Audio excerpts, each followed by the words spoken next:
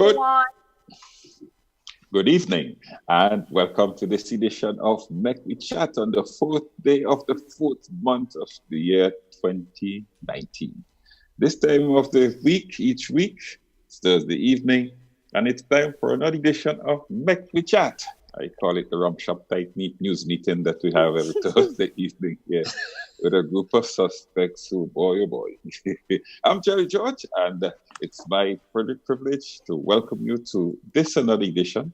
And certainly we have some very interesting news items for you to look at. And we want to thank you for joining us. And remember, your participation is just as important. At the controls, we have George Grant, as usual. There in London, we have he's flapping his wings. There in London, we have Catherine. In New York, Margaret. Atherton Martin is in Dominica. Beverley Sinclair is in Grenada. So let me hand you over to her. We could test.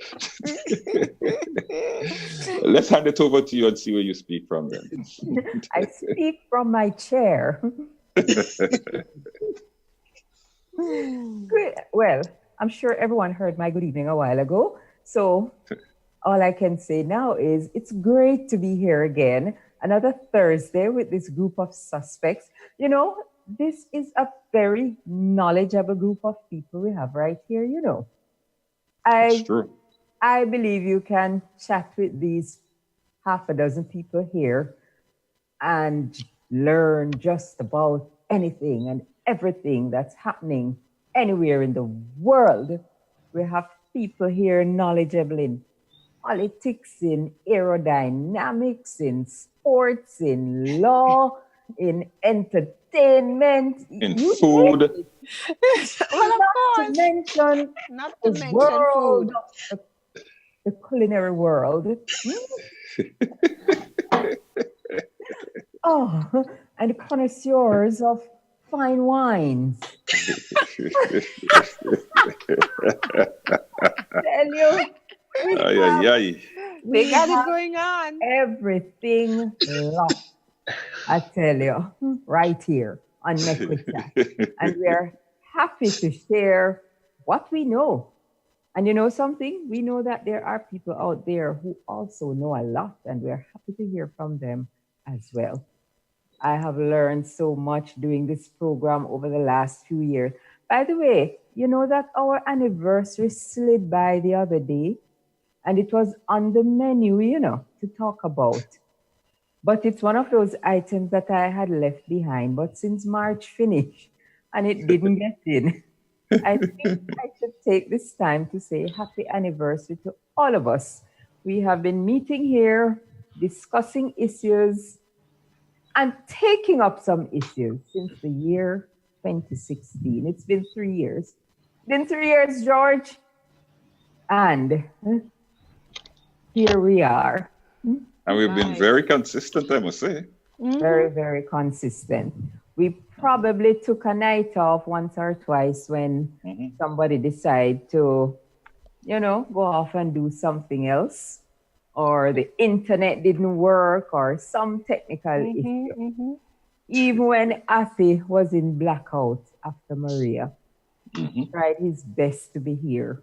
You know, so it's been 3 years, guys. We've raised some potent issues. We've seen some movement on some of those issues. It's an uphill fight, but the way we do it, we give ourselves the right attitude and the strength to continue. And you know what we have on our menu tonight? A happy anniversary, guys. Thank you. Here. We're starting out with 2 issues tonight. And as usual, if we get through these, we will go over to some more. I want to look at what I have called Soca sports. And we also want to look at the elections petitions judgment in St. Vincent and the Grenadines. Never a dull moment in that little place. Happy. Have you ever heard of a judge being asked to change his judgment? Oh, yes. All right. No. That is not sufficient to change his judgment by the people who won the case. That's where it becomes a completely different story. Okay. If the people who lost wants to contest it, it's a different story. But the people who won asking the judgment to appeal against his own judgment, this is crazy. So we will leave that for a little later. We're gonna start out with Judge being asked to change his judgment. Oh yes. In the tiny island of Grenada, where just over 100,000 people reside and call home, there is a union of teachers which has been in a battle with the elected officials of the country for a protracted period. This action led to the teachers calling a work to rule where co-curricular activities were dropped, and the impact was felt. One of those activities was the annual secondary school sports dubbed Intercol. I guess that's short for intercollegiate meet, since most of the secondary schools in Grenada are actually called colleges. MacDonald College, Presentation Brothers College, but when you hear all these names, they are secondary or high schools as they are known in other territories. So the teachers wrote and advised that they would be unable to host Intercol this year due to the work to rule. And I've said it from day one, ill-advisedly. The Ministry of Education decided, so you people not hosting Intercol, we gonna host a sports. And they decided to have 4 zonal meets and then a national meet, which is scheduled for tomorrow, actually. The first zonal meet was poorly attended and the whip was cracked and blame was laid at the feet of the principals that they were actually discouraging the athletes from participating.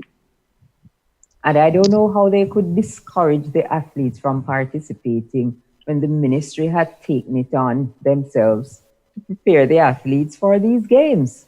So where the principals came into this, I still can't figure out up to now. But they were blamed. The Prime Minister of the country gave them a good cuss out in a news conference. The Minister of Education, various other people, they were whipped, for preventing the athletes from participating. And directives were issued, that principals need to turn up at these games and the schools need to come out to the games. Anything to get the people out. Anything except engaging them as adults and speaking with them in a manner that would show respect to them as teachers and respect to them as adults and taxpayers in this country. Everything else was tried but that. That never happened. So now it's down to the final of the sport meet. And I call it the Soca Sports because the minister announced that Mr. Killer, the international soca monarch who just won the title the other day, and doing very well for himself. I've always admired him as a very, very talented young man. Let me put it out there that I am not in favor of all of this rum talk that goes along with soca. But outside of that, I believe Mr. Killer has immense talent. And if that is channeled in the right way, that young man is going to take off. The sky won't even be the limit because he's talented. But I always have a problem with how we just have to get down into this rum thing as if it's the only thing we can sing about and it's the only thing we can say to appeal to a mass audience. Needless to say, Mr. Killer has a few songs. Unlike a lot of soca artists that do not have a repertoire, they come out with a song every year and that's it. It's dead when carnival season done. He has a few songs and he has done some cover versions as well that, have some life in them. And he's going to be the headline act, of course, along with two other main headline acts for to participate in, to provide entertainment at the sport tomorrow. No, it's not the first time there has been what you call halftime entertainment in the national school sports. I remember a few years ago when it was Intercol, the Jamaican artist, what's his name? Romain Virgo, was invited and did a song in halftime, and that caused a big furore. Not because he sang at Intercol, but because he's Jamaican. And the sentiment was that why bring this Jamaican here to perform as if we don't have local talent who can do it? And at times there has been the school's drum corps, entertaining at halftime, or I guess whatever was the fancy for the period. But this year, the difference is there has not been much public participation in the zonal meets. And I guess because there is the need for people to come out and support the final, you have to put something in the mix to get the people out. Anything to bring a crowd. Generally, when there is intercol and there is some halftime entertainment, it's not a show. It's just someone come out and provide a little entertainment in a break. 5 minutes, 10 minutes at the most. You would never have time for 3 soca artists to perform. As far as I'm concerned, if you move from one artist, you move from halftime entertainment to a soca show. Not even in the big Super Bowl and other events like those, you don't have more than one person performing during halftime. It's a break. It's not supposed to be a soca show. And in addition to that, because soca, I have said it before publicly that soca attracts and it promotes and it venerates a lawless type of behavior. I do not think that to go down the soca road in a school event is a wise decision. And I say that because, I have said from the beginning that this whole supplementary sport was just ill-advised from the beginning. It started out with a wrong motive. And because the motive wrong, what gone but a morning can't come good evening. So I hear somebody say that. Well, this morning? Mm-hmm. So here it is now. And I saw a parent expressing that sentiment. And when I saw it in social media, I smiled because I felt the same way, that you bring this element into the sport. And then the Minister of Education says, I'm not going to try to quote what she said, but the argument was that they have made arrangement or done things to control what the content of the songs will be during this halftime soca show. The argument will say, but okay, you have this other person there who is a soca artist who's performed there before. So what's the big deal? Yeah, but the time when he performed, it was groovy. It was a groovy song. The groovy songs don't usually sing about rum and wine and mash up place. It don't matter what the tempo or the groovy is, the content is usually different. So if you invite someone who is a groovy artist or you invite them under that umbrella, you're getting a different mood and a different vibe from what is soca. So with all the arguments I've heard out there, soca is what it is. And you can't try to change what soca does and what it represents just because you're having it in a school event. A soca show has no place in a school event. And my argument is from the moment you go beyond one artist, you're putting on a show. You're not providing halftime entertainment for students. That is how I feel about it. Beverly? But, yes, George. Since you're talking about what you're talking about right now, I just want to go back to a comment that was made on my program this morning. Good day, Grenada. Gentleman by the name of Pele Darbo said that Dash performed at Inacall last year. His song, which is called Gifted, is an excellent motivational song for the occasion. Mr. Killer, he says, has a wide repertoire with songs ranging from nation building to the environment. And Vaughn's Change Up can also be appropriate. So I just thought I'd share that with you. And those are things I did express in my monologue, that Mr. Killer, he does have a repertoire. He's not a one song kind of guy. And I also mentioned that Dash, who performed last year, I don't think I said his name, but he performed last year. Dash came on the scene from the groovy perspective, not as a soca artist. And in his day job, Dash is a member of the Royal Grenada Police Force. So he has a level of discipline that a lot of soca artists will not have, coming from that profession. So some people like to just throw out arguments to support things, you know.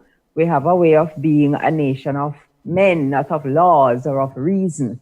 Because something is right and supported and upheld because of who does it and who says it, and not because of what it is in and of itself.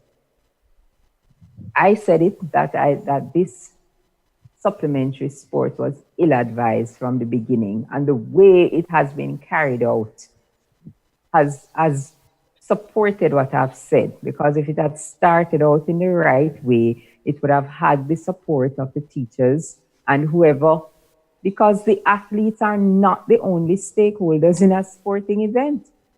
You can't just jump up and say you're doing this for the athletes, and what about the other stakeholders? You have to show respect to people. You have to show some kind of leadership of inclusion, and not the kind of dictatorial type of leadership that I see so many of our people, especially those in political leadership positions in the Caribbean, have begun to adopt.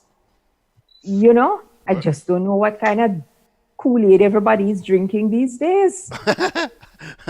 Somebody here by the name of Allison Tisha George says the authorities understand the psyche of the Grenadian people.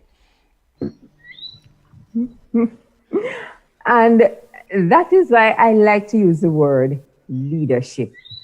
Understanding the psyche of a people and doing something to please yourself, that is called exploitation. Well, it's called fellowship. You know, and the moment you can exploit the psyche of the people to bring out a big crowd, you say, oh yeah, this was successful. It is still a massive failure, because what are you doing wrong? Mm-hmm. And no amount of lip gloss can make wrong look right. No way. So you can go and have your fun, but guess what? At the end of the day, what have you achieved? What have you done? What kind of message have you sent? I have a few observations on your commentary. First of all, without a doubt, you know, we have done a great disservice to the young people of the Caribbean over the last 3 or so decades or more by treating sports as a stepchild of the development process, when sports like art and culture is central to the exercise. I agree with you that clearly when the motive is to save face or to gain political advantage or to look good, instead of the motive being the singularly most important issue for sports is to facilitate the growth and the disciplined development of young people. If once the motive is not that, then it's going to go awry. It's not going to be right. It's like what has happened to Carnival. It's what has happened to a lot of the so-called cultural festivals throughout the region. Once they're done for the wrong reason, they end up on the trash heap. So that's sad. I agree with you. Motivation, which is driven by vision, and what is the intent of the leadership of the schools and the leadership of the political directorate is all important. But I raise two other issues. One you mentioned and one you haven't. Each of these islands as we do, have Olympic committees. And I'm wondering, what role is the Grenada Olympic Committee playing in the sports development of Grenada? I can ask that from a position of having been involved with the Dominica Olympic Committee, having been to some of their international meetings on their behalf, and knowing the full and extraordinary array of resources that the International Olympic Committee holds available for the development of sports at the national and local level. And sadly, the Caribbean is one of the regions of the world that uses these resources the least. I'm talking about resources for training, for education, for creating a whole professional class of persons that can service a sports sector, as is done in other parts of the world. And there are free scholarships all the way up to the doctoral level, paid for by the International Olympic Committee to the local Olympic Committee, actually. And none of us have taken advantage of this in the English-speaking Caribbean. And I wonder, you know, when we create that kind of gap, that kind of resource gap, what we do is we create an opportunity for a government to do like what the government in Grenada just did, is to step into the breach, when in fact the Olympic Committee, together with the schools, should actually is the natural body to organize and sustain not just the inter-call games, but sports throughout the year.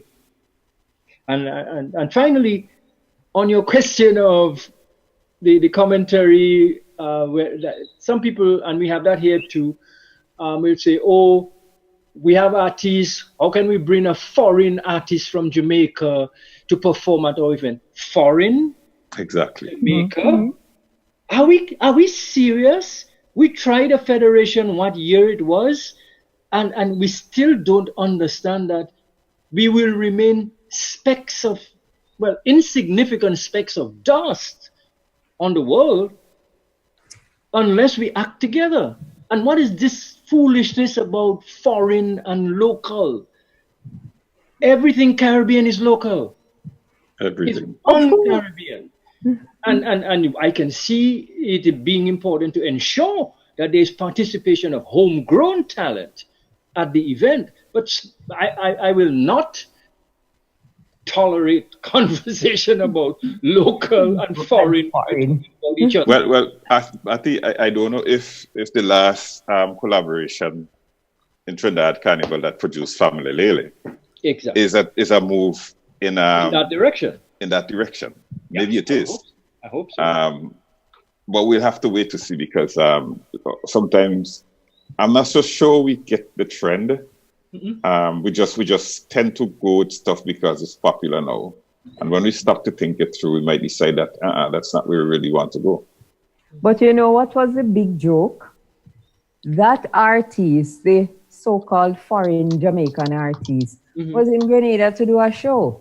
Yeah. So here you have the big brouhaha about him performing halftime at Intercall, and then the next night everybody pack up going to the show. But they have to pay money to see him. So, Beverley, are you considered foreign in oh gosh, in Jamaica? Are you still considered foreign? My response is, you're not from here, and I'm like, where is here?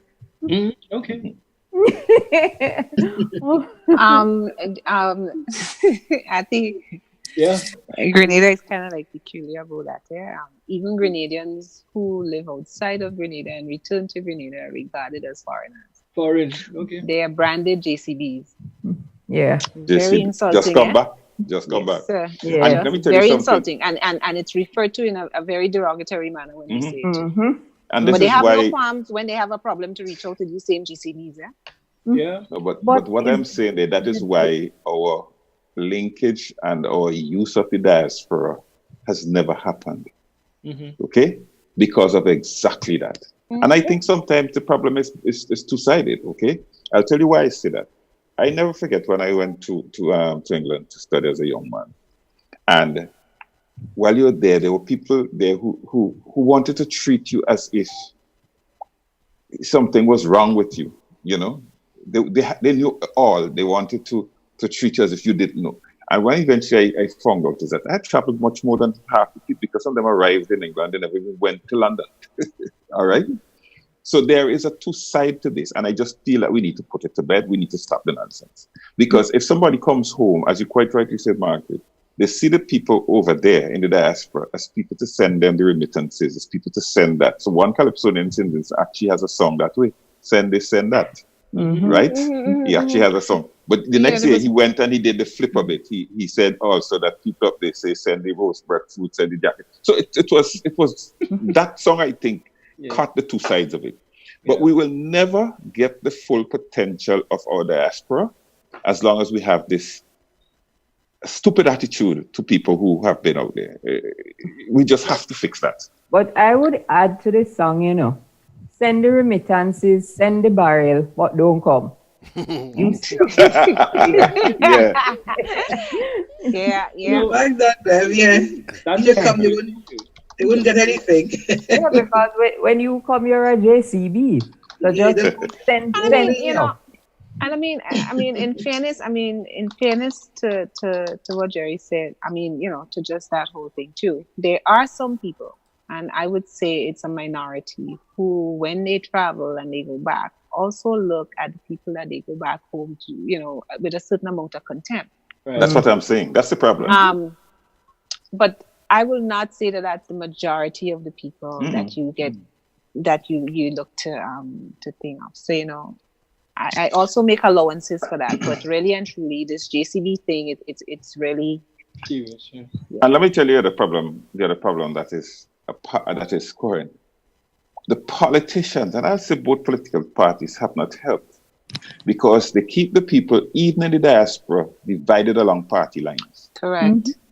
Okay? So even if a person, I remember one time in my early days of chatting, when I when I said to the people at NIS, why is it that we are only investing in regional things when we could hardly get 5% from a regional investment? And many of the regional investments were questionable. I mean, just look at what happened with Click of Rich American. And I was pushing this. And so I said, why doesn't our country invest on the stock market? And there are other things that you can invest on that have far better returns. You know what they said to me at that time? We don't have anybody who understands those things. I said, but we have people who live in those places, who work. And I have a friend who used to manage $50 billion, right? On the stock, with the company she worked with, trading and everything. And I said, but we have people. But that is exactly where I eventually got the pullback. Now, if these people come, they will think that they will be too powerful for us. You understand? They will be, we just, no. Yes, we have people, but. And I would never forget that was about in the 80s I had these conversations. Yeah. And we will never get our diaspora to deliver for us its true potential as long as we keep that mindset. But that's not true about the Chinese and the Indians and so on and so forth. It's not true about them. I just want to make sure that all our comments are not losing sight of the group that is the victim in the case of the intercall situation in Grenada. The group that is the victim is the young people. They're the ones who ultimately are hurt most by our adult mismanagement of these considerations. And so that to me is why it is so it borders on criminal, if not crosses the border.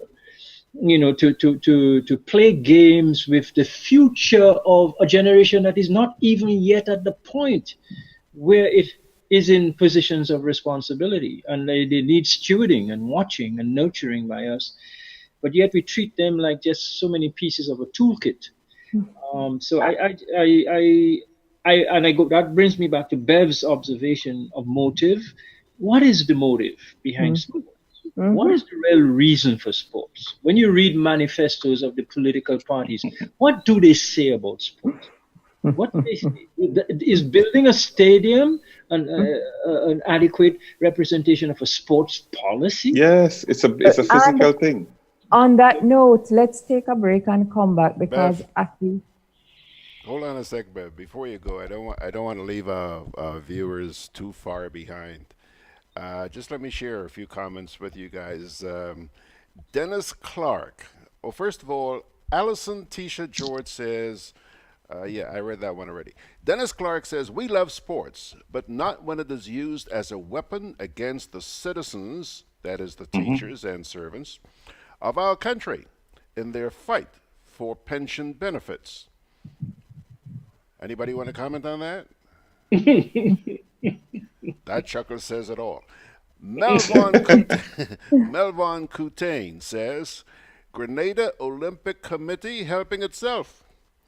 He says discrimination is a big thing. True talk in the GOC. Cheryl Jarvis has an interesting one here. She says, indeed, Grenadians are peculiar when it comes to foreigners. It doesn't matter how long you live in Grenada or how much you do. You remain a foreigner. I am a case in point.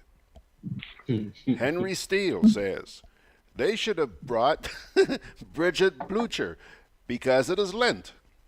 For the for the election, Mitchell said his party will not play Soca because it was Lent. Hold on, guys, calm down. But in the end, he was winding down to Soca. How many of you remember that? We can't sit down. We can't sit down. What? Yo, good thing, man. And she got whole octave there. Wow. Oh gosh. Let me try and share my Jamaican dialect. And she's from St. Vincent, right? Who's that? Yes, she is. All right. Let me share my Jamaican dialect. Nobody not make me feel like no foreigner. The Caribbean Amiad. That's right. No. Did I sound Jamaican? Nah. No. No. You need Okay, to practice a little more. Practice some more. During the break, I will. Take it easy. Boy, they gonna fly with kite now. The wind picking up. I'm coming. Karim, what you doing? Fly my kite. Yeah, but not here. You can't fly kite near power lines, boy. Why not? The wind good. Because mommy say kite threads conduct electricity. Yeah, kite. He's right. If your kite gets stuck in power lines, it can cause power outages, or even worse, it can get shocked. Come, let's go and fly them in the pasture. Yeah, that makes sense.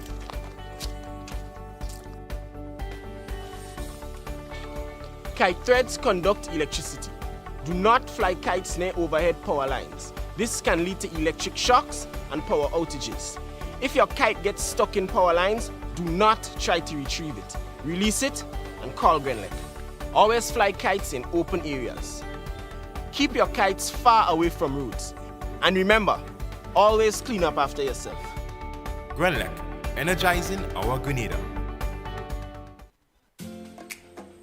Juve chocolates, cocoa nibs, and cocoa balls from Diamond Estate Grenada are now available at Amazon.com, Amazon.ca, Amazon.co.uk, and GrenadaMarket.com. Try their sensational touch of nutmeg and a touch of ginger chocolates, 75% dark and rich, 100% pure cocoa, and their 60% dark and sweet chocolate bars today. Amazon Prime members enjoy free shipping on these orders in the USA, Canada, and Europe. GrenadaMarket.com.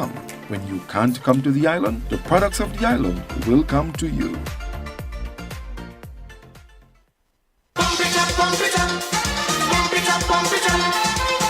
Start the stride to a healthy lifestyle at the 2019 annual Pump It Up Family Fun Walk. There'll be more fun, more smiles, and more prizes for families and friends. Join us in Carriacou on April 7th at 4 p.m. as we walk from the Harvey Vale playing field to the Hillsborough tennis courts. And in Grenada on April 28th at 4 p.m. from the Montrouge playing field to the National Cricket Stadium. Packages cost $20 per person for up to 2 individuals and $15 per person for groups of 3 or more. Come out in your numbers to help us raise funds towards re-establishing the Carlton Home.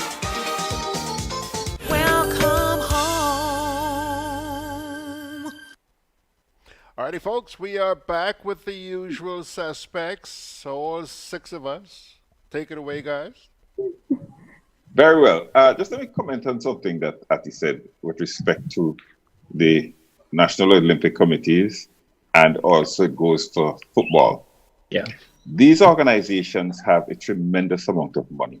Yeah. And more time is spent tussling to get into the executive, to have who can. No, I'm serious. And the truth of the matter is, that's too bad. Most of these people who tussle for these positions can never work for the kind of money that they handle that comes through the National Olympic Committee or FIFA. They could never work for it.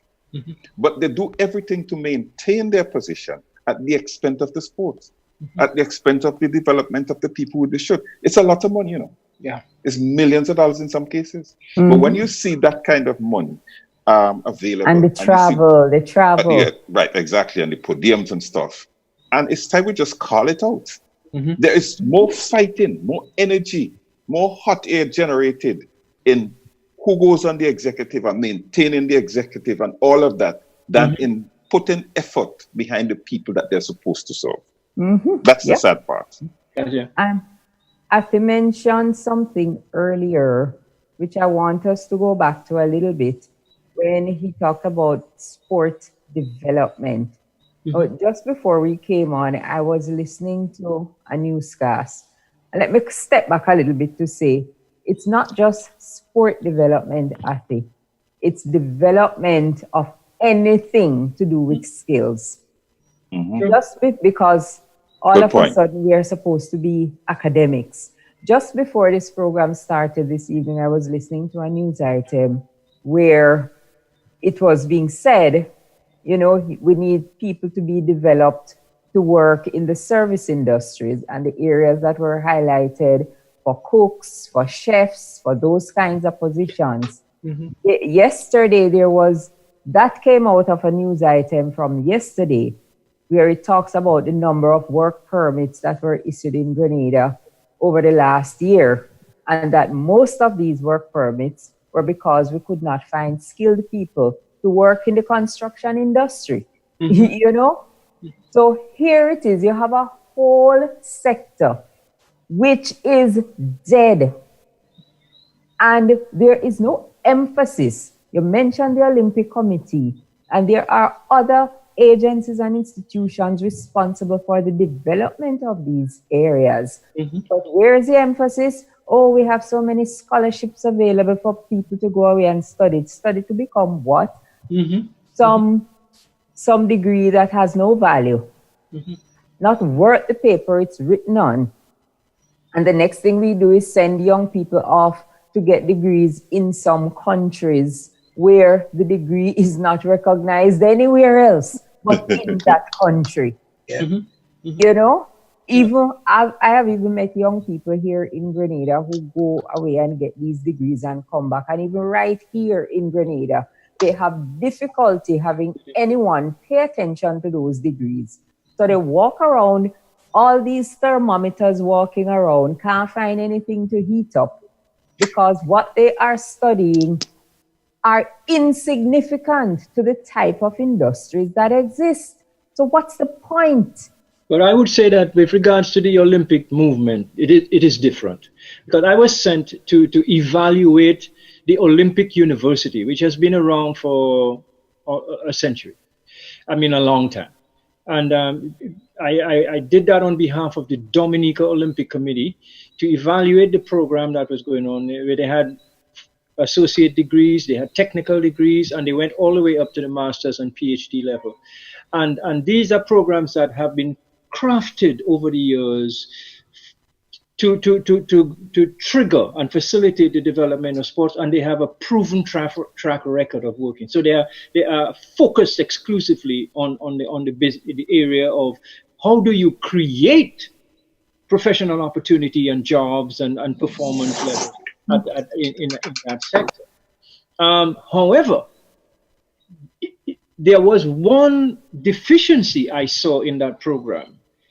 For example, sports, if you're talking sports, you're talking about nutrition, If you talk nutrition, you're talking about agriculture and food. You're talking about processing. You're talking about education. In other words, as great as their programs focused on sports are, I still found that they did not interconnect with the other sectors that are critical to enabling and facilitating the development of a sports sector. And so I pointed that out to them. And in fact, they had undertaken to actually begin to make some adjustments in the program so that it have an interdisciplinary kind of approach to sports. Because sports does not, like any other sector, exist in a vacuum. And but I take your point. It is up to us, particularly coming from tiny little countries like we do, and regions like we do, to say, hey, look, we cannot afford a myopic approach. We tried it with bananas, we tried it with sugarcane, we tried it with coffee, we tried it with tourism. It does not work. We've got to interconnect. And so we must seek to influence and change things. But nobody in the Olympic movement in the Caribbean had ever before, I was told by the head of the university, ever before made that observation. And they've been going there every year. No, because I think most people who get to go to these things see themselves going to it as to receive, not to give. They're too happy to be there. They're too happy to be there already. Oh, yes. So they sit and keep quiet. They sit and keep quiet and just sit and keep quiet. Yeah. Yeah, well, they sit and keep quiet too because they don't know. Yeah. Well, we know that, but I did kind of just not saying it, right? No, sometimes you just have to call it as it is. I mean, if they're ignorant, you know better than that, right? You know me better than that, right? If they're ignorant, they're ignorant. There's the problem when you take square pegs and you put them in wrong holes. So when they find themselves there, they're pretty much out of their depth. Definitely. Because in most cases, countries are sending their brightest and their best. So when you go there like a fool and you don't know anything, you can't say nothing. You might as well sit down and shut up than prove to people that you are a fool. Definitely. The people who they select to send there, I don't think they have any experience in sports in the first place. Nothing like that. I don't think they haven't developed in the industry. They just put them there because of maybe favoritism. They have. I don't think they ever have been involved in sport in any way, even in schools. I am here laughing because when you talk about the people who go to these events, and I think beyond sports, the big tourism show they have in Berlin at the beginning of the year every year at TB Berlin, I see I don't know what his official title is, but the media person who is attached to the CTO, Mr. John Rose. Johnson John Rose. Yes. Very Dominican, eh? Mr. John Rose. If you don't say Johnson John Rose, a lot of people don't know who you're talking about. Right? Exactly. Right. So you heard his new accent, right? You heard his new accent. I pointed that out to Beverley the other day. He's my partner. I waited for him, No. Yeah, seriously, you need to talk to him. Seriously. Behave yourself, both of you. That accent is renewed every year. Yeah. He was there interviewing the so-called tourism officials from the Caribbean. Yeah. And I was listening to some of these clips and I on my back laughing because some of these people are supposed to have been in tourism for decades, But, and they're here, and they're I've learned so much coming here this year, and blah, blah. And I'm like, really, people? No wonder Caribbean, what name? Carnival Cruises? Yeah. What's the name of that cruise line? What just irritate me every time? Carnival. It's Carnival. The Royal Caribbean. The Royal Caribbean is the new Caribbean because that cruise line has taken everything Caribbean and is making it hop and shine on its ship. Yeah. You can just hop onto the Royal Caribbean and get the Caribbean. And that is what the latest thing they released with the Caribbean tag on it is a beer. They bring their own beer. Their own Caribbean. Not just their own beer. Their own beer that named Caribbean something. Caribbean wheat. You see? No, serious. This is serious. And you want to let the tell people you who work in something. the industry haven't noticed. Let me You tell you just something. want to know. That Royal Caribbean, I must be the only person in the Caribbean who vex every time I see them ad. This is not the Caribbean, it's the It's Royal, the Royal Caribbean. Of course, it's the Royal Caribbean. You know?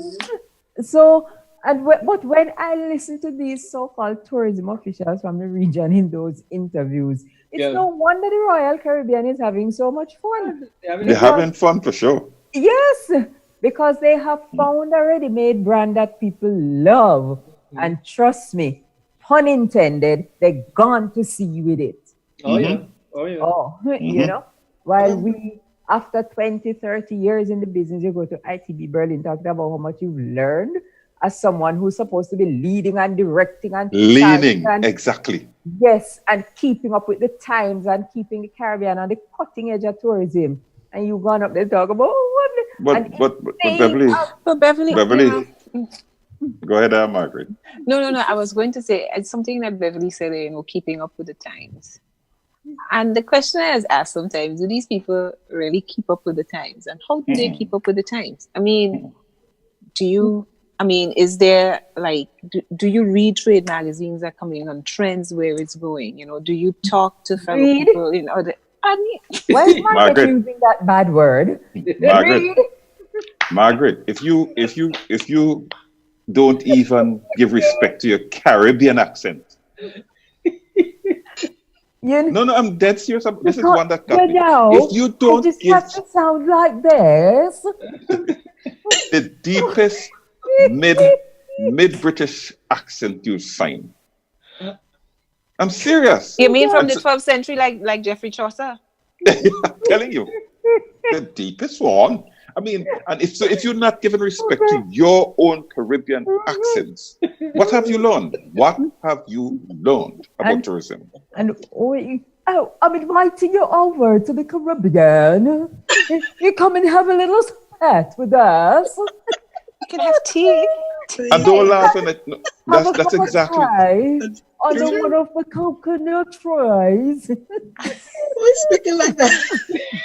Same man whose name we called it. That's how they all speak. And they representing the Caribbean. That was the first time I'd heard him in that kind of. Ask Beverly. I sent the clip to Beverly and just waited for it to come back. It freaked me out. I couldn't believe it was Nirvana. That's why I say the accent is renewed every year, because every year you hear this gentleman, the accent has been washed. It's been but this was over the top, Bev. It was. No, this was gone past. I agree. Yes. I agree. This was gone past. Things like that. Why it is so difficult to sell the authentic Caribbean, because the people are supposed to be out there selling it now. They're the ones who are out there behaving like foreigners. No, like you have from the region. You have white people, Caucasian-looking people trying to speak with. It's a funny thing. That's the same. I was just going to say that. I mean, it's amazing. These people that sit down and try so hard. Try so hard to imitate. Margaret, Not us. Believe. No, let me give us. you guys a joke. The other day when I was in Jamaica, I was celebrating my daughter's engagement. Let me show off. And we went to this little. Congratulations. Thank you. Congrats. And we were at one of the popular so-called tourist restaurants right on the beach, and we met this Caucasian woman there. First time in Jamaica. Mm-hmm. And she was there in her worst Jamaican imitation, trying to tell us, because she don't know that, well, we're Jamaicans, we live here. And she was there in her worst Jamaican accent, trying to tell us where to go, what to do, how to blend it. Yes, Margaret, that was our reaction. But yes. I mean, we couldn't speak. All we could do is laugh. Because if you open your mouth, she will know. And have you tried the fish? She's trying to say it like a Jamaican. You tried the fish? No, I tell you, you must go down the man and try the fish. And we kick him over. We're laughing. One day Jamaican. And That's like we never got past. What's the name of this group of white American girls who sang Rum and Coca-Cola? Remember how they sang it? Yeah. I don't remember the name, but I could see singing rum and Coca-Cola.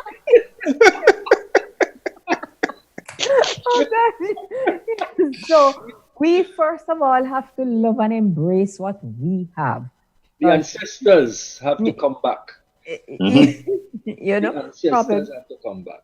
Yeah, they need to come whisper in our ears and say, "What all are you doing? You're not crazy." No, but seriously, to me, that is betrayal. Honestly, when I heard this man speak, I consider that betrayal. Because if you're working in the Caribbean and you work with the top Caribbean tourism organization, and when people speak to you, they don't get Caribbean, I feel betrayed. I feel betrayed. I'm serious. Even Neil Nunes, who reads the news on the BBC and has done so for how many decades? I listen to Neil every night. He's from Trinidad. You can hear his Trinidad accent. Yes. True. You know what I think what it is that a lot of people confuse putting on these accents with speaking proper English. Speaking proper, yes, that's true.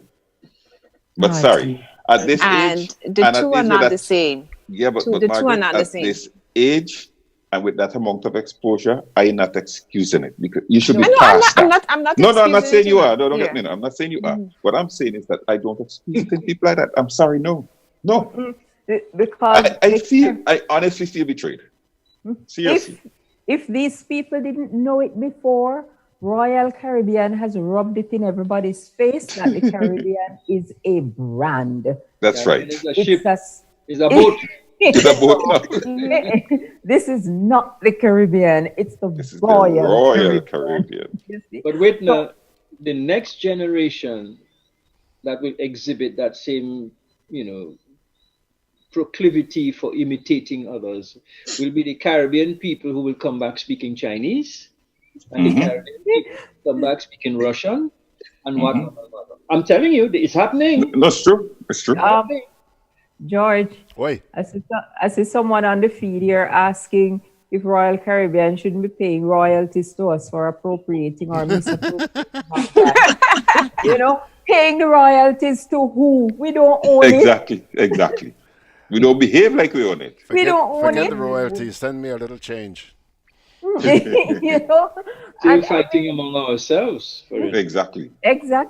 Still calling on artists from Jamaica who come to Grenada, still calling him a foreign artist. Well, when you go on the Royal Caribbean, you ain't seeing no Caribbean foreigner. You're seeing the Caribbean. No, listen, I think these people do this to us and they are amused. Of course. I think I'm serious. They laugh at us because what they're saying, you don't even recognize the brand that you have. We're showing you the brand. But I don't even think the people in tourism understand. I could bet you, Bev, like how we talk about it all the time, that you went out there and the average tourism person haven't gotten what Royal Caribbean is doing to them. They haven't gotten it. Yeah. Because Bev, Carla Clement says, Sister Bev, that's why I love my accent. I'm not changing for anyone. That's right. People ask me every time to speak.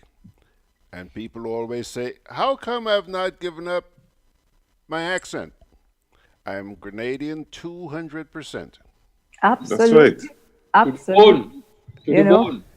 And now, when I land in a foreign country, the moment I hear a Caribbean accent somewhere, you hear somebody who thought that they come from the Caribbean, you're so glad. Yes. Real people, one of them. Cheryl Jarvis says, I'm enjoying and agreeing with the views that are being expressed. Will any of this get to the ears of those who need to hear it so that change can begin? Tell him it's gotten to his ears already, so we're doing well. It's a her, Cheryl Jarvis. Tell her, sorry, I didn't hear the name. Tell her it's gotten to her ears already, so we're doing well. And that is why we do this, because we know they're out there listening. And they'll probably never give you credit for an idea they take from your show. But that's all right. That No, is that's all not right. about that. Mhm. Because that's why I said that's all right. Because if they think we're looking for fame and fortune, that's not what Not we're it. looking for. We're looking for change and development.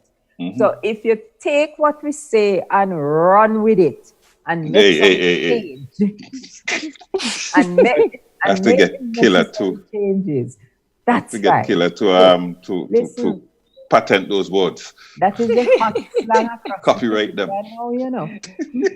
That's the hottest slang across the Caribbean now, you see. So if they would take it, especially those in tourism, if they would take a look at what Royal Caribbean is doing with the name Caribbean, and look, pull it back. Pull it back. To the caller who George just alluded to, the lady who called, you know, we keep making a cardinal error though. We keep thinking that to get change, we have to talk to the leadership of our country. Exactly. Thank you. And I think, Jerry, you and Bev, you've just made the point that really it is we, it is us. So it is we who have to listen. Because if you look carefully at the politicians in our region, they really have no ears, they really have no heart, they really have no brain, and both male and female have no balls. So if you're trying to communicate to a creature that will not hear you, will not see you, will not be able to think or feel or have the backbone to act, it's a dead letter. You know, it's so let's talk to each other. Let's talk to each other. And that's why I'm so happy that she has communicated that she's listening and she's identifying. Well, Artie, her name is Carla Clement. And Carla says, yeah, that's right. I make friends all in the market wherever I go, whenever I go shopping. I live in London and I have friends from all over the Caribbean. Me running with it 100%. That's right. That is right. No, but is that person in London right now? Yes, when she came on, she said she was from London. I was saying, wow, here's another late nighter. By the way, Catherine, we also Catherine is not your alone. Catherine is not your alone. Catherine, you have company. We also need to acknowledge Joshua Richardson, who is listening to you guys in Bermuda. To Bermuda, he's Vincentian. Hi. He's a Vincentian. Oh, Josh. Yes, he is. Yeah. All right. Hi, Josh. Hi, Josh. Let us say he was born in St. Vincent. Yes. He was born in St. Yes. I want to hear his accent, then I'll decide where he was born.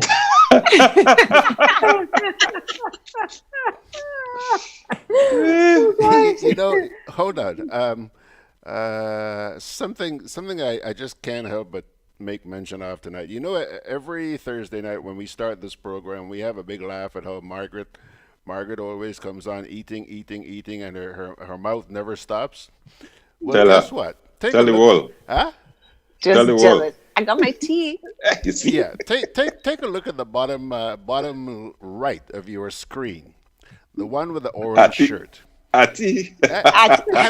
don't know what he's eating. This is cashew nuts. Peanuts? Cashew nuts, George. No cashew, right? Cashews? Cashew? Oh my gosh! Whole cashew. In sea salt. Atty. In sea salt. That is George's weakness. That cashew nuts. Oh. George want to look at George. Look at George. Here you go, George. Gee. No fair. Margaret, did you send that to him? Huh? Did you send those to him? No, not me. Man, oh man. Jeez. Okay. Archie, you got to send some for George. Okay. It's nuts, so I'll send some to him. Yeah. Some nuts. Cashew nuts. As we come up on our next break, that's the other thing which those who have found themselves in positions of authority have made it difficult for us to do. Trade among ourselves, move among ourselves, you know, just be a Caribbean people that can go from place to place and mingle. That's what we want to do. Be one family. Yes, family. But every single barrier is put in the way because everybody want their little fiefdom and they want to rule. And the taxes. Yeah. But we're going to break away. And that's why we're going to the break now. Before you do, hold on a sec. Cheryl Jarvis says, the power is with the people. That's why more programs like these with greater listenership are the way to go. Kudos to all of you. I just got onto this program by chance, but I'll keep looking at it. Nice. Good to hear. And one of the things the person could do for us, George, is just share the program. Just share it around. Okay, Cheryl, share it around. Forward it, like it. What do you do with the programs, Margaret? Share and what? Share and like. Share and like. Carla says, macadamia nuts, please. Yes, tell her I'm with her on that one. Macadamia, all the way. And John, it just means she has expensive taste to it. Yeah. Macadamia and cheap. It's okay. During the break, I'm going to go get my bag of nuts. Just watch. Just hold on. Hold on. I didn't mean that the way it sounded, Artie. So sure. Okay. How did it sound? Okay. I don't know. But George, look, somebody said they have you covered. Tony Ben said, I have you covered. Well, Tony's on here too. Good night, Tony. George says, good night, Tony. Right. Wow, these people showing up, boy. Jerry will get it here. John. You see John Kinnison? I'm going to get John. You saw John's comment? He just came back and had fish and chips. You mean real British fish and chips? Well, Margaret, look, if we're going up to Petit Martinique for the what is it they have coming up? The festival they have in May. Listen, the Easter Festival. Listen, have you seen? If you see your airfares into and out of Grenada, it's like, what's going on in Grenada? Yeah. It's awful. I was going to suggest that we pay John a visit when we, when we get up to Carriacou. Petra Andrew Thomas says, Caribbean people is Caribbean people, no matter which island you're from. That's right. Exactly. Okay. I agree to that. Miss Sinclair, at your command, we'll go to a break while I go get my... It is one time, George, you want to go for a break, is to get nuts, to get back up fast. That's all that is. His bag of nuts. Okay. Yes. Shut up. You have a license, George. You have a license. Carry on.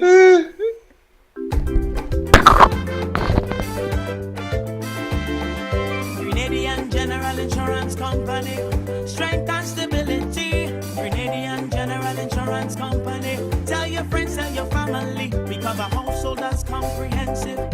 Motor and even fire too. Contractors all risk burglary. Public liability. Professional indemnity. Directors liability. And wait, we still have more. Come and find out more what you're waiting for. We are located on Scott Street, St. George's. For more information, call 440-2434. Tell everybody. Conveniently located in the Grandand Shopping Center, for over 40 years, Food Fair has provided quality service at affordable prices. Now, grocery shopping is made easier and more convenient from the Food Fair web store. Hey, babe. Listen, I need you to go down to Food Fair to get some groceries. All right, no problem. Right away. Thanks, babe. What are you doing? You're supposed to be going Food Fair to get a grocery, man. I am, but didn't you know you can order your groceries online from the Food Fair web store? Are you serious? Of course. All you have to do is just to log on to www.foodfair.gd with credit card in hand, and with an order of $100 or more, Food Fair Grenada will deliver up to 3 miles away. And you don't even have to worry about your information, you know. Their safety measures are excellent. So hold on. You just order online and Food Fair will deliver to you? Yep. Oh, baby, better hurry up and order, man. I already did. They should be here any minute now. Enjoy easy online shopping anytime from your home or office from the Food Fair web store. Food Fair, where you can fill your baskets without emptying your pockets.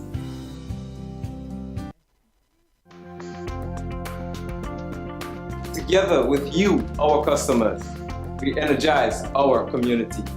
Together with you, we energize our economy.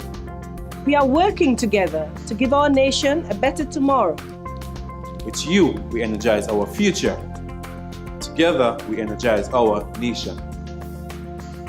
Thank you for partnering with us as we energize our Spice Island. GRENLEC, energizing our Grenada.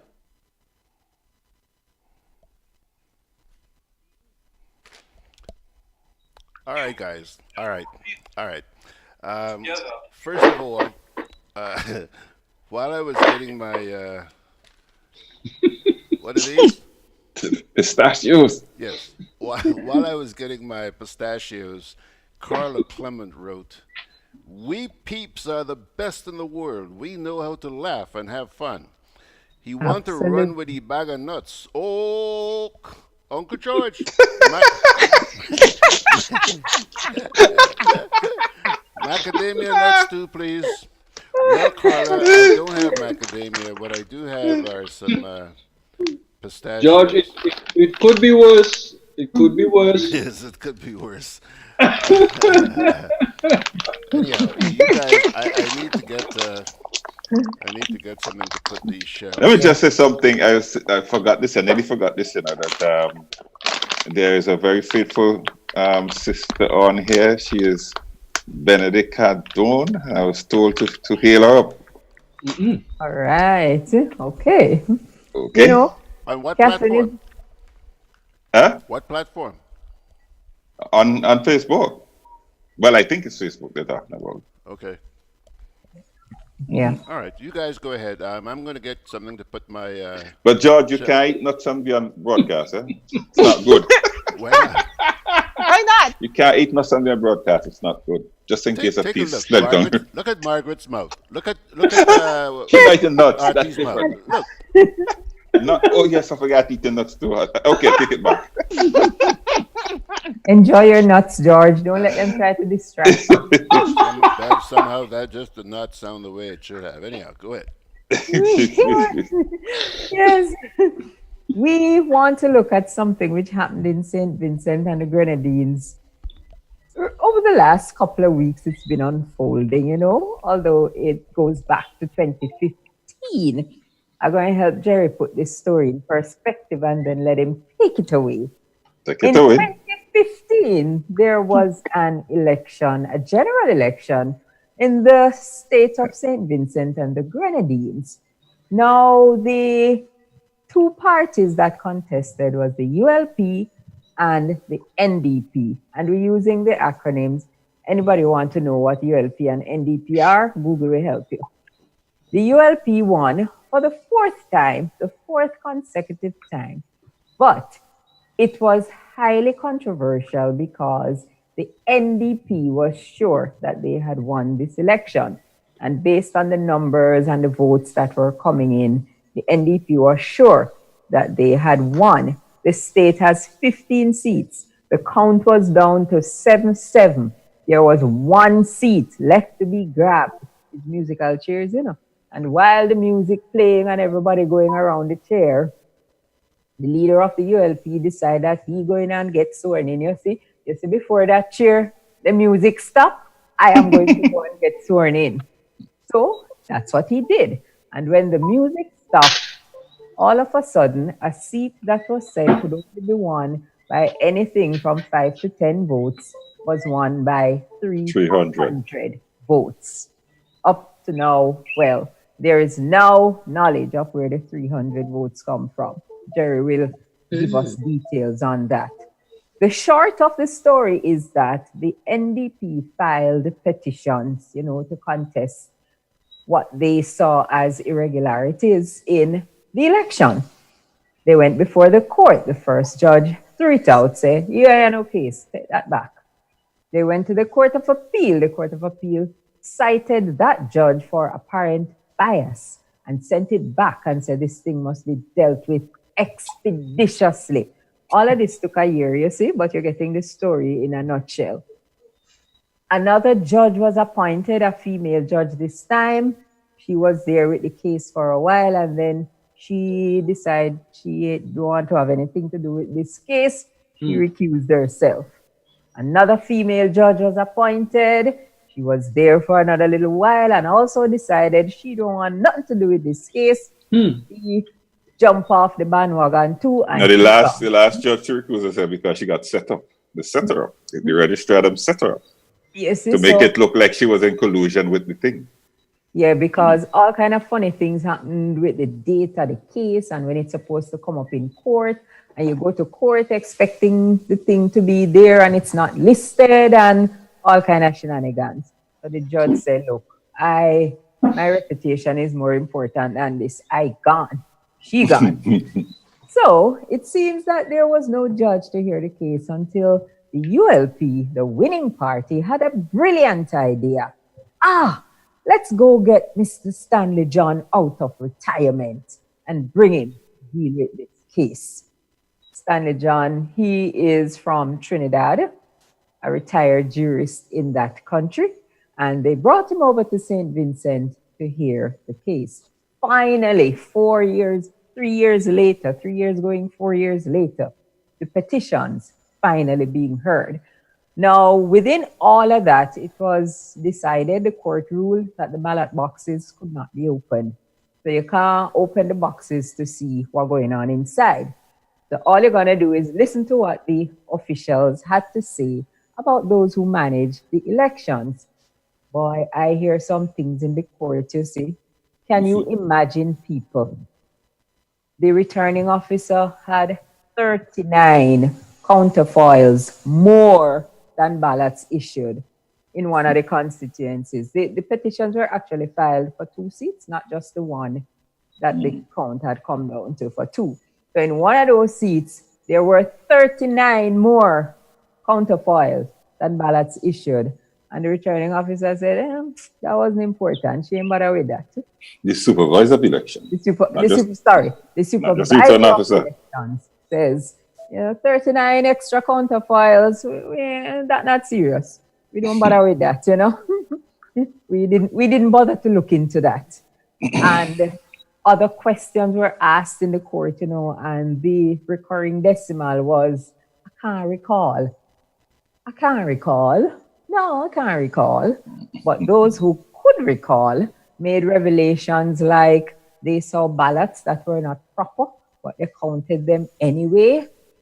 And some other stuff, Anyway, at the end of the case, the retired judge who was brought in to hear the case, he said, well, he didn't see any evidence to suggest that whatever happened would have changed the outcome of the election.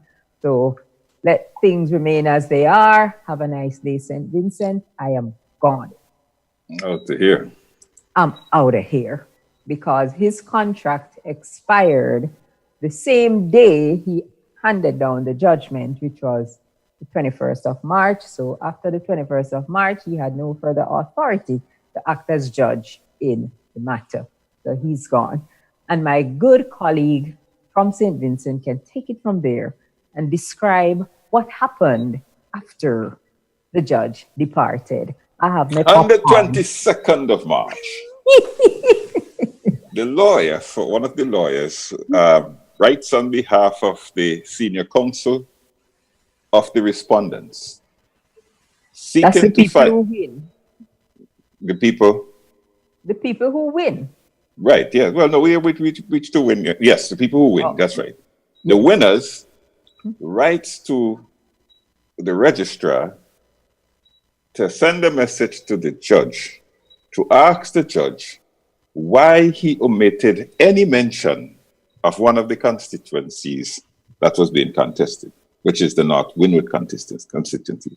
The constituency that had the issue of the 39 ballots, the constituency where the supervisor of election says she never saw the Form 16 sheets. The Form 16 sheets are the sheets that are the final audit of the election. for every constituency. In fact, when asked, she said, well, she's not sure, but the only way she could know that is if she gets to look in the ballot box. Now, she's the same person who defended the right to look in the ballot box. So she could only be saying so because, nobody ain't going to look in the ballot box. And thirdly, in this same seat, there was this gentleman when asked when he finished his count, right, to submit it to the same supervisor of the election, he would have finished his count an hour and a half after the Prime Minister was sworn in. Now, why is all of this is important? Because the election was won by one seat. That's why it's important. If we had 5 seats, maybe you could say, well, it would not have made a material difference. We're talking about the election that is won by one seat. So they have written and asked the judge, the winners that is, after a lot of jubilation, they've almost secretly wrote this letter to the registrar to ask the judge, well, tell us why you omitted mentioning anything to do with this constituency. Within 5 days after that, they wrote again to the registrar and said, but have you sent this letter on to the judge? All the registrar wrote back and says, yes, we brought it up with him to his attention on the 22nd, one-liner letter.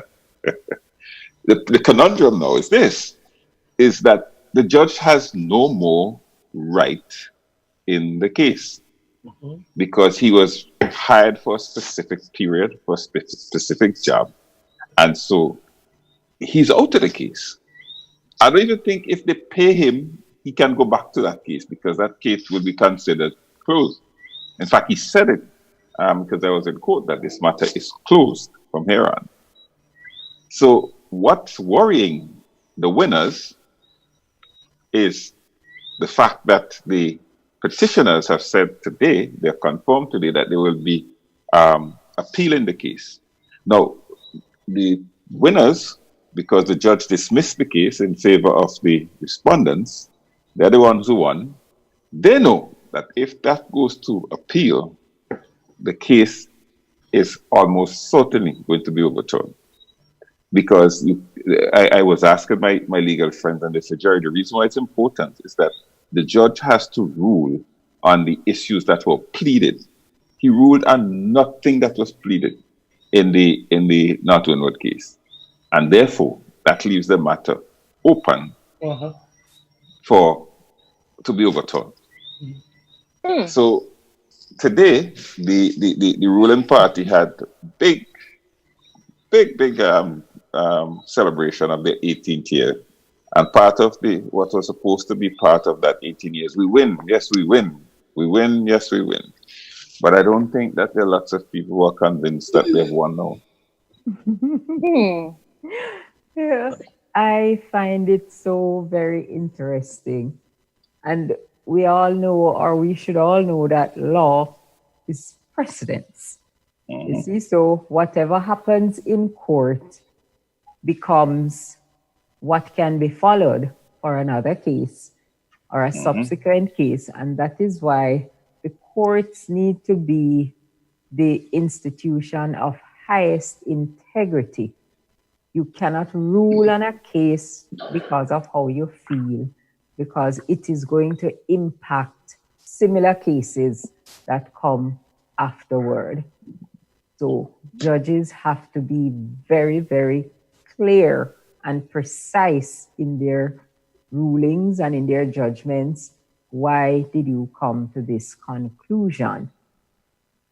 And here it is that when I listened to how the judge ruled after his arguments, I was saying, but that 1 and 1 make 3, it doesn't add up. Because you're going to say, yes, you notice the irregularities, but you don't see any evidence that it would change the outcome of the election. Now, in my non-legal mind, it just don't make sense, because I feel like it's like you come in the kitchen and say, well, why you never finish cook? And they say, well, the gas finished and the truck didn't come to refill, or I couldn't get to go and buy, depending on what kind of gas you use. So I didn't finish. And I'm going to say, well, I hear what you say, but I don't see no evidence why you shouldn't finish. And they're like, but I just tell you, what else you want? You can't see that the truck didn't come. So I don't know. That's the kind of thing that come to my mind when I heard the judge say, yeah, I hear all of these things, but I don't see no evidence to say it would have made a difference. And I said, so as the judge, I am sure you would have had it within your authority to say, I can't understand. Let's open the ballot box and count the ballots so we can decide one way or the other.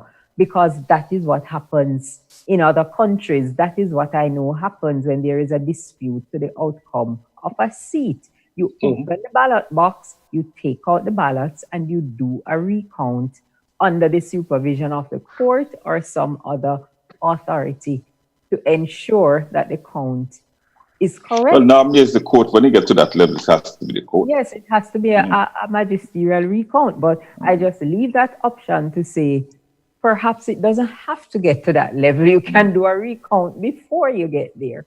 Because once the seat is contested, you should do a recount. And even sometimes a recount is done just for the very fact that the margin is close. Well, let me just say this.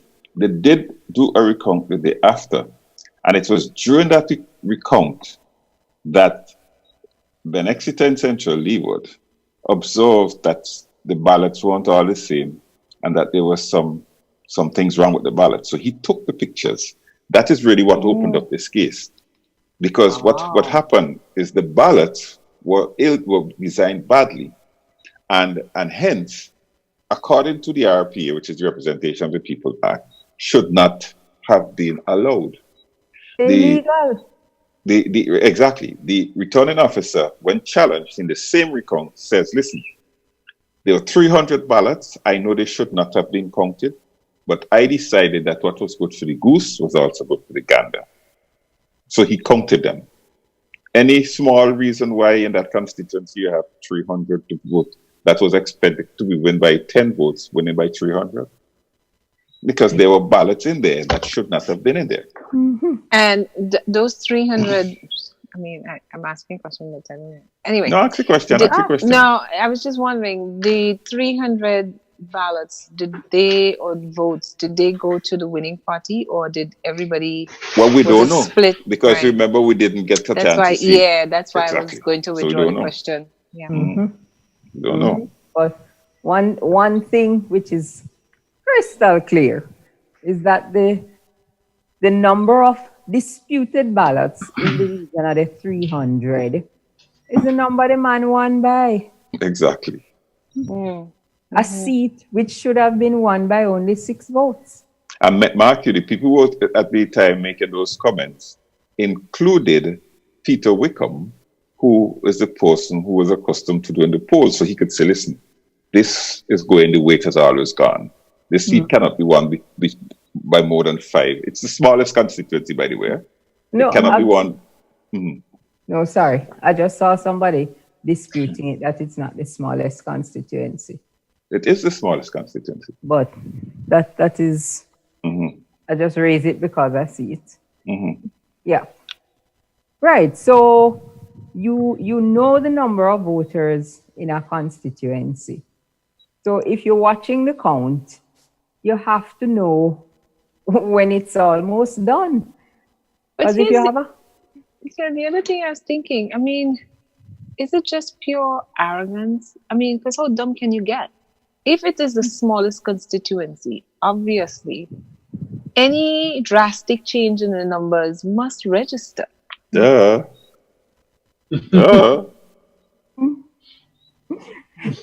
But you see, it's the easiest one to manipulate because it's small. And not only that, when they started the count, right, that the results from that constituency were coming in fast and furious. Right. Somehow, when it became obvious somewhere that something ain't good, and then all of a sudden you heard no more count from that constituency. It was the last constituency to be reported. Yeah. Some 2.5 hours later, when After- everybody else, After the new prime minister was sworn. No. The night of the election, it was the last one. So much so that the radio station had to literally abandon its broadcast of the thing, because for about another 2 or so hours before we got the results from the smallest constituent. Really, people? Yes, really. Yeah. I mean, if you want to cheat, why do it in the smallest one? I mean, if I had to do it, I would look for the biggest one where it's easier, in my opinion, I think, to hide the numbers in between. The ballot boxes used were also illegal, and the argument was that the leader of the opposition agreed that we could use them. All right. So, but you know, this has significance as well, quite apart from the logistics of thieving an election, which is instructive. Our court system is a singular court system. So what happens anywhere in that court system is of immediate relevance to all the other countries involved.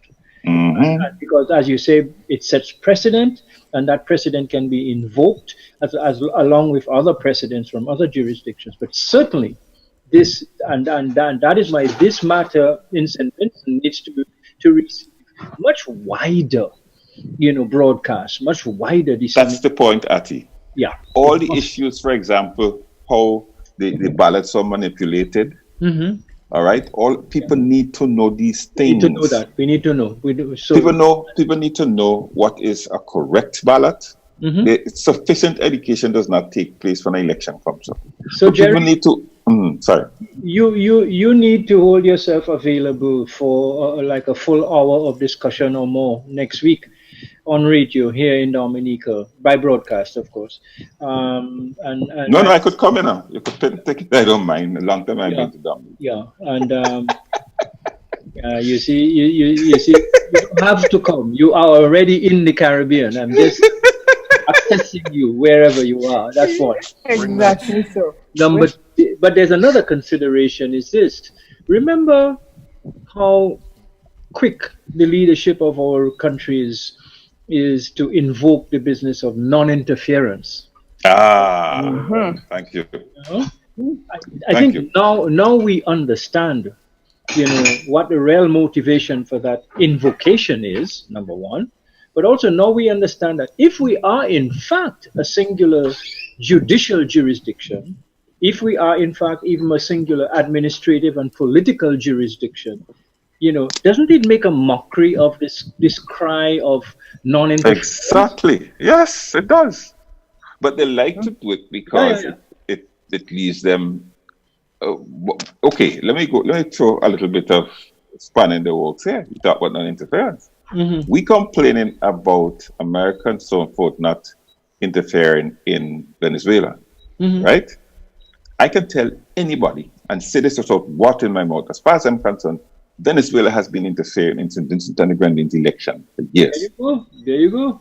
But nobody sees it when it's on their issue, right? As interference. Planes land, right? Yeah. They don't even go through customs. Things are taken from Venezuela, taken off the plane. All sorts of things like that has happened. That's right. But the same people who talking about no interference in Venezuela are the ones who are accommodating the interference at home. Yeah, and so in fact, this kind of underpins the push that we need to continue to make for us to see ourselves and to be treated as a singular region. Absolutely. That notwithstanding the different flags and national anthems and so forth and so on, we can call these provincial national anthems, provincial flags, provincial. But the truth is, we are in fact, if we are to be true to the legacy of people, who spend their lives trying to build a West Indian nation, we are in fact a nation, and we have to agree and then move towards that. And any move like this one in St. Vincent to undermine that needs to be called for what it is and exposed throughout the region. And the entire region should understand how it happened. Yeah, definitely. And of course, these are the things you would never hear a statement coming out of CARICOM to say anything about it. When the no confidence motion in St. Kitts Nevis was wavering for 3 years, CARICOM had nothing to say. Now, you just raised a very topical issue here that you're going to rile me up with. You know something? Today I witnessed what I have to consider one of the most hypocritical and ungrateful acts I have seen in politics.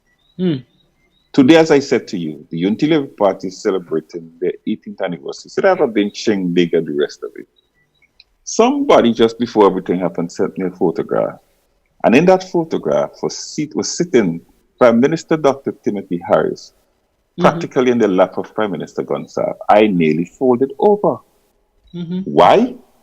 Because when Timothy Harris was trying to get into office, and then Zil Douglas was holding him off by not allowing a motion of no confidence to go into the parliament for over 2 years, the only Caribbean politician who defended him was Arnhem Eustace. When the heads of government was meeting here in St. Vincent and the Grenadines, they brought them down here.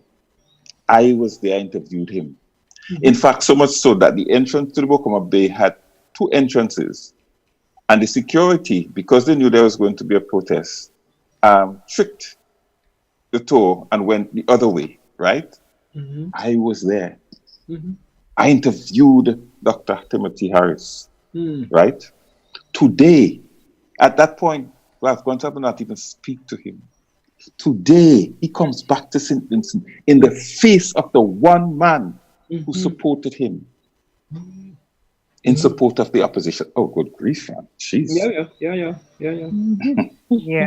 Yeah, I've heard some stories coming out of St. Kitts Nevis that are really disappointing. Not nice at all. Not nice at all. Yeah, and you would think that someone who, I would say, faced so much in opposition, fought so hard to build team unity, fought so hard to get a turnaround in the politics of the country. And then you win an election and all hell fall down. All fall down. And you're like, you're really like that? That is all you wanted all this time? And they behave as if there's no life after politics. Which exactly. Happened here this week, which actually should be a sharp reminder to those guys who seem to believe there's no life after politics.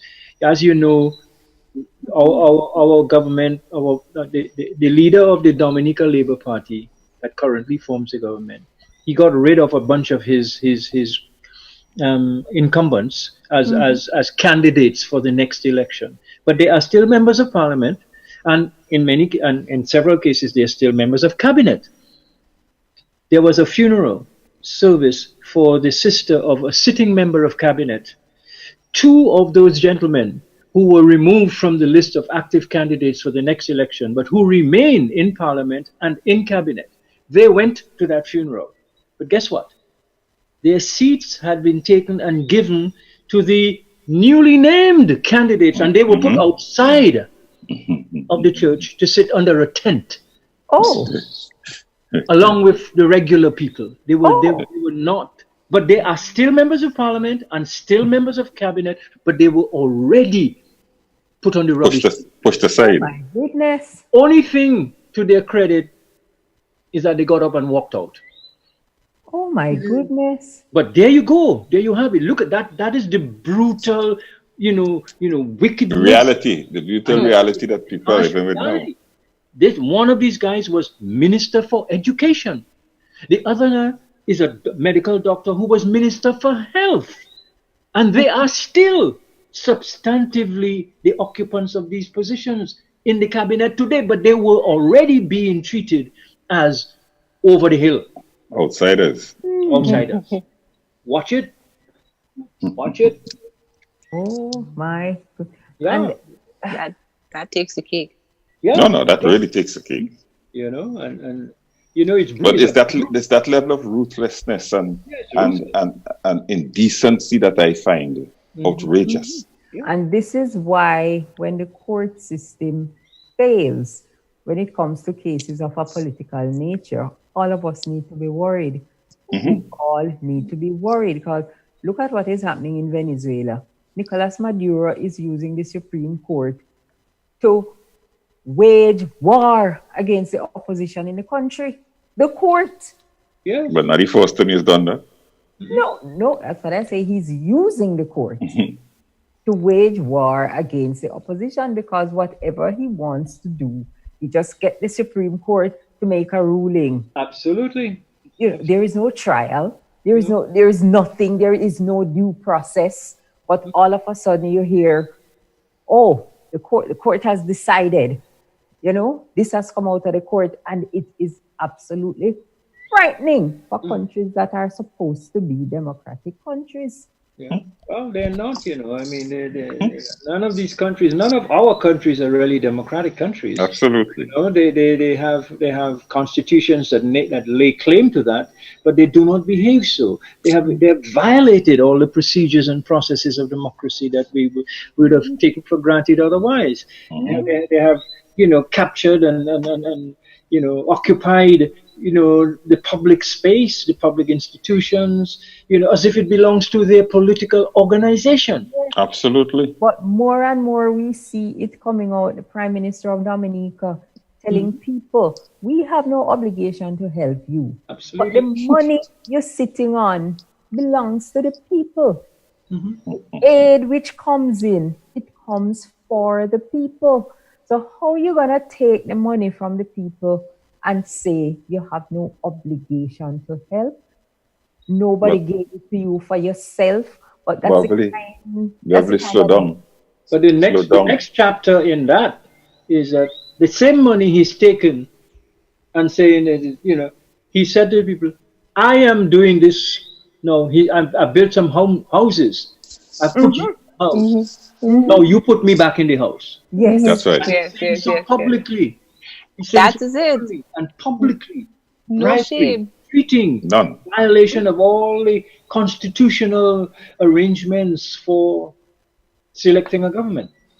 But, you know, and again, you know, do you hear any CARICOM leaders or CARICOM commenting on this?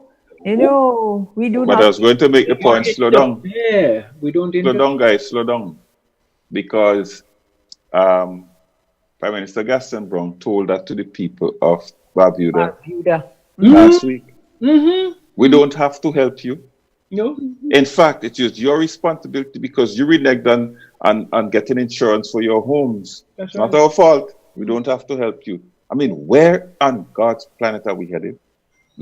Well, all of a sudden, these ground gods. The unspoken, the other unspoken part of that statement is, and we do not need you.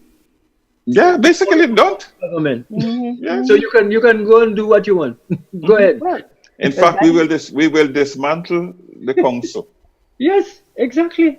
Yeah, exactly. Can you imagine there is a legislated council to look after the affairs of the island of Barbuda, which belongs to the state of Antigua and Barbuda. And because they had a council election the other day, and last Thursday, a week ago. Yeah, and the party which currently forms the government, which is of course Gaston Brown's party, didn't get any seat on the council. He jumps up and down and says he's going to dismantle the council because the council cannot stand in the way of the government and blah, blah, blah, blah, blah, all the rest of it. Can you imagine? So all of a sudden, and you know, about 3 weeks ago, we had this argument right here on Mek We Chat. What is the value of your vote? Because we've seen it with Brexit. The people vote don't count. And here in the Caribbean, we've seen it now in Antigua, where the people vote for who they want in the council, and the vote don't count because the Prime Minister is threatening to get rid of the council, you know? That doesn't suit him. Because it doesn't suit him. And more we have to ask the question, what is the value of your vote? And these are the things that will make people not want to go out and vote, but do other things. Yep, and do other things they might, because, you know, it is when you dismantle a process that allows people to peacefully and lawfully, you know, decide on who's going to manage their affairs, you leave them no choice. Really, you leave them no choice. And if you guys are interested in finding out about what happened to me at my day in court on April 1st, I can tell you as well. Because you didn't even tell us you were going. No, he did. Let's take the last break and come back, and Arthur will tell us what happened to him on his day in court, because this has to do with democracy. Yeah, and I also want us to spend a minute talking about William Thompson's victory in the court, Bev. Yep. Who's victory? Juve chocolates, cocoa nibs, and cocoa balls from Diamond Estate Grenada are now available at Amazon.com, Amazon.ca, Amazon.co.uk, and GrenadaMarket.com. Try the sensational touch of nutmeg and a touch of ginger chocolates, 75% dark and rich, 100% pure cocoa, and their 60% dark and sweet chocolate bars today. Amazon Prime members enjoy free shipping on these orders in the USA, Canada, and Europe. GrenadaMarket.com. When you can't come to the island, the products of the island will come to you.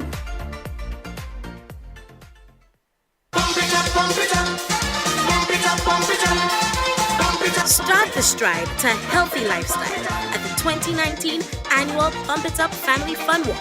There'll be more fun, more smiles, and more prizes for families and friends. Join us in Carriacou on April 7th at 4 p.m. as we walk from the Harveyvale playing field to the Hillsborough tennis courts, and in Grenada on April 28th at 4 p.m.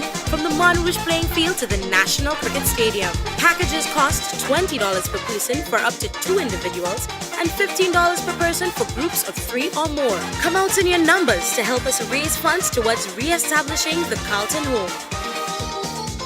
Welcome home.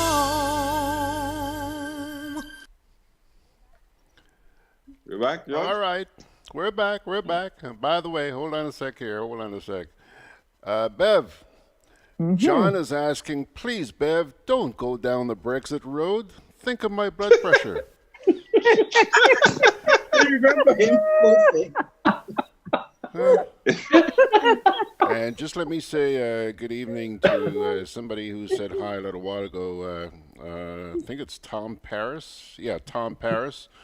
Thank you very much for chiming in, Tom. Meet the usual suspects. Take it away, Bevy.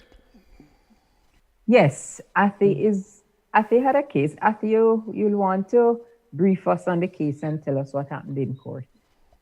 Well, last December 15th, the citizens, concerned citizens in Dominica, concerned about electoral reform, among other issues, we assembled in the city of Roseau to mark our concerns. We, towards the end of the meeting, actually, right after I spoke at the meeting, the police forces, all dressed up in their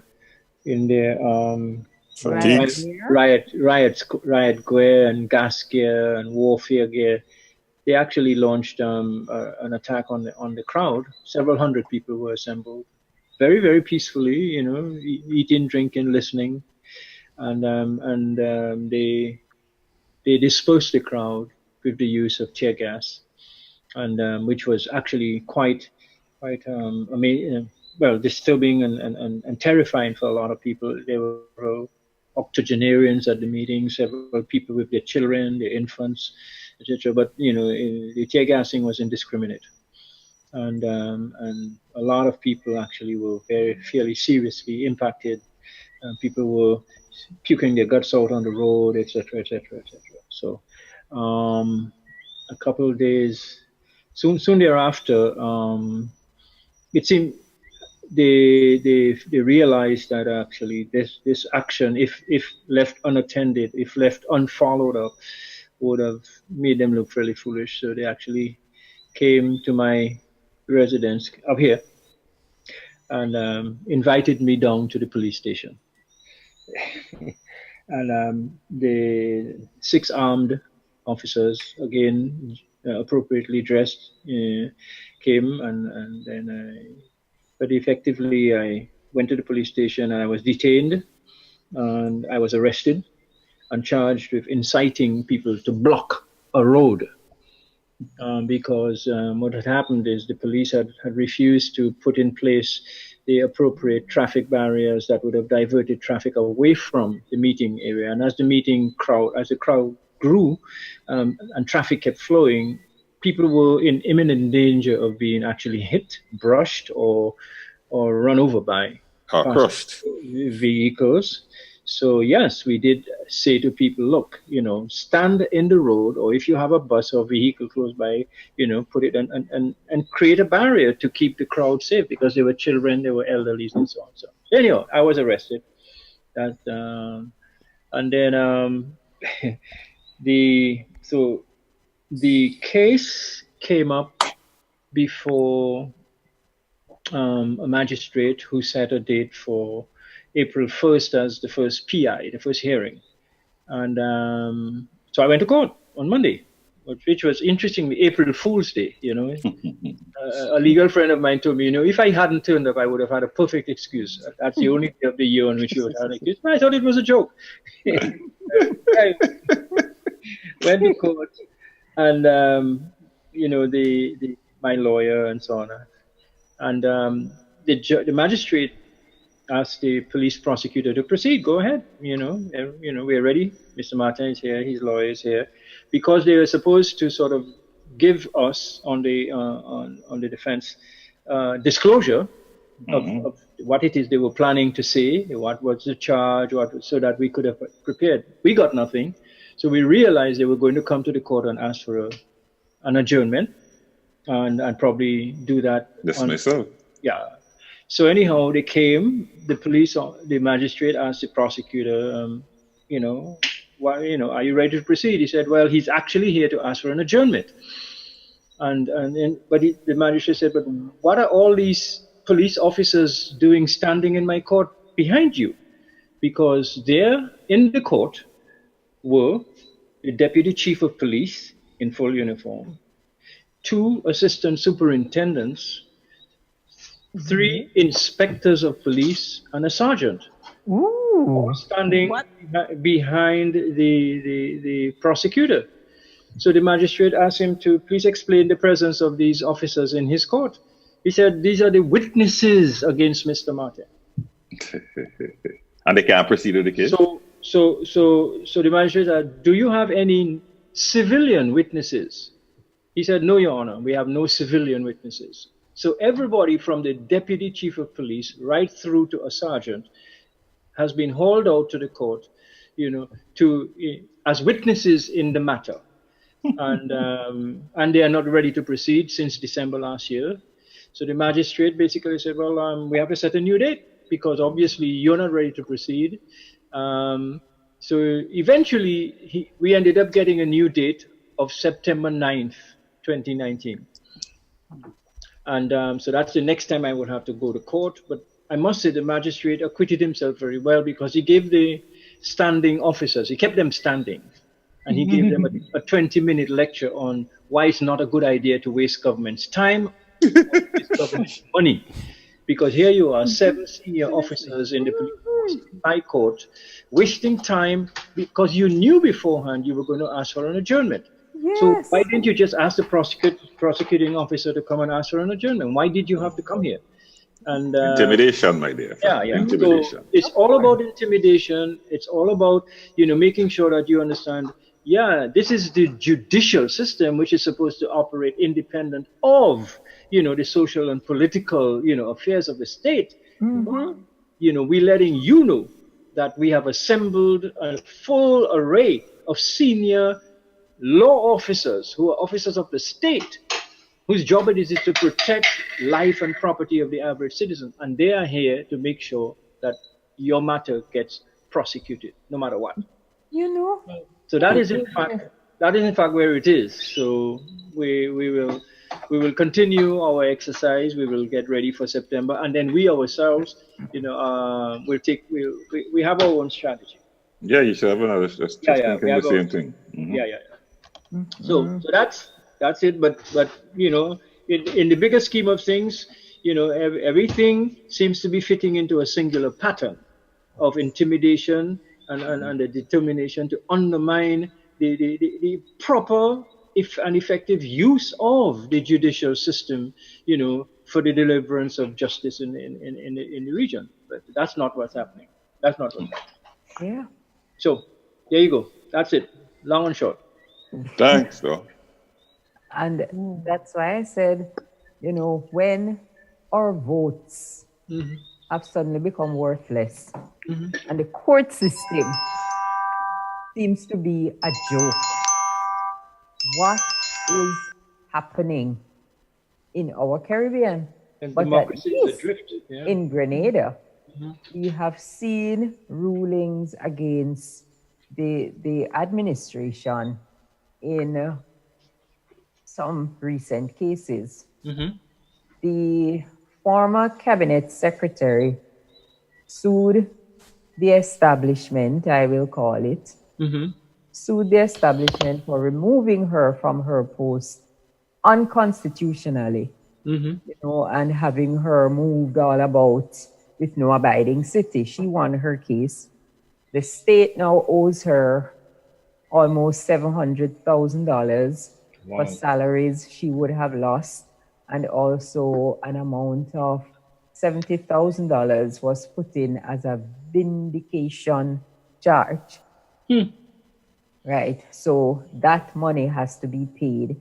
Now, money like that, I have no problem with taxpayers paying it, because that is salaries and emoluments which was due to her as cabinet secretary, a post from which the court ruled that she was not properly removed.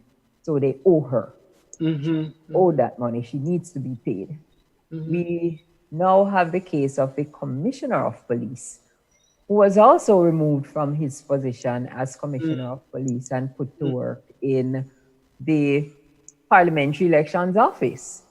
Now, he challenged the move as well, and I haven't seen the judgment yet, but he also won his case for improper removal from that position. And we also have pending the case of the supervisor of elections, who has mounted a legal challenge along the same grounds.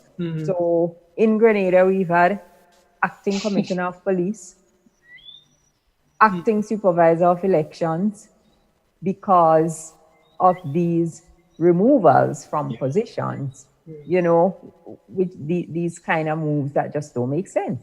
It's like the cabinet secretary, the former cabinet secretary, said in an interview which she did with George, that the prime minister told her in a meeting, that he wanted someone he was comfortable with.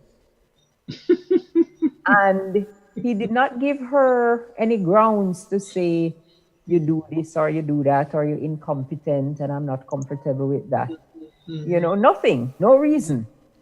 I just want you gone because I want someone there that I'm comfortable with. And I'm glad when this kind of nonsense is challenged, because it happens far too often. Far too often. I've always said it, that when there's a change in administration, there are some posts that you would, you could kind of live with if the persons holding those positions are changed. But public service jobs are public service jobs. Leave the people where they are. And that is why our public service is so bloated.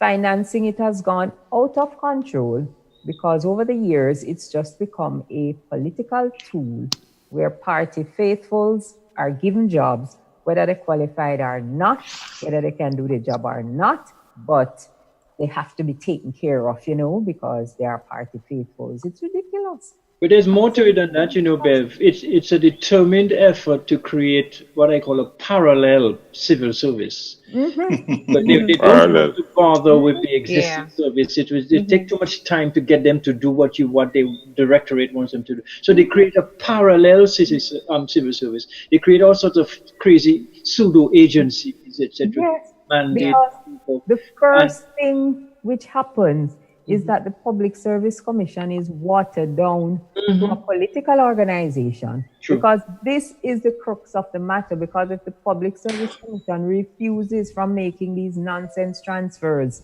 and tell these ministers, look, you are elected, you're not anointed, you're not here forever. Yeah. So you are here, that is your job over there. Running the public service is our business. Yeah. But you see, Beverly, they pick these functionaries in places like the commission, right? They pick the people who they know they can manipulate. Exactly so. So when they go to them and tell them, I need this space removed, they just write a letter and give to the Yes, that's the parallel government. That's a parallel public service. Exactly. That's the parallel. Exactly. And geez, it's just ridiculous, and it needs to stop. And I'm glad that these public servants have decided to challenge these actions in court. And so far, the court has ruled in favor of every one of these challenges. And also the same thing in St. Vincent. The exact same thing in St. Vincent. Was Ruggles involved with that case? The one in St. Vincent? No, the one here. In St. Vincent? He was involved in St. Vincent. Oh, okay. Okay. No, the attorney who was involved here, Jerry, in both the Willen Thompson and Gemma Bain Thomas cases was Rohan Phillip. Oh, okay. And he's going to be in here with me on Sunday morning. Yeah, we need to give these people some. We need more people to understand what their rights are. Exactly. And that is where they have been abused, because people have kept people's rights from them. You understand? He's going to be joined by a gentleman by the name of Willie Joseph, who went through a similar situation a few years ago. But Bev was just talking about a number of cases, but those are only recent ones. This has been happening for years. Look at the Richard Duncan issue.